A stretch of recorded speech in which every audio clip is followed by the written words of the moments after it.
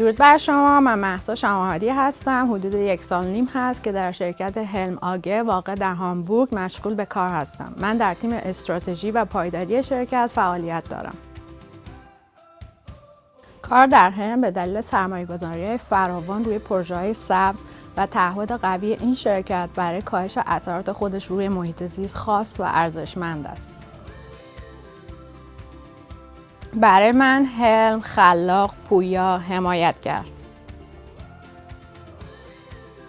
به عنوان مدیر پایداری وظیفه من شامل ردیابی و اندازه‌گیری گاز دی اکسید کربن حاصل از فعالیت‌های مستقیم و غیر مستقیم شرکت و در مرحله بعد توسعه استراتژی‌ها به منظور کاهش انتشار این گاز تا سال 2030.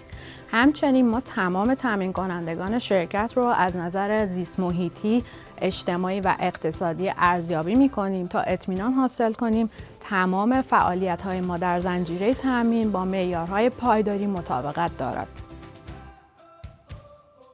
امکان کار در محیطی چند ملیتی هلم رو برای من خاص و متفاوت کرده. هلم همواره از نیروهای متخصص در سراسر دنیا فارغ از ملیت و فرهنگ اونا حمایت ویژه‌ای میکنه و شرط زندگی رو برای جابجایی و شروع زندگی در کشور جدید تسهیل میکنه.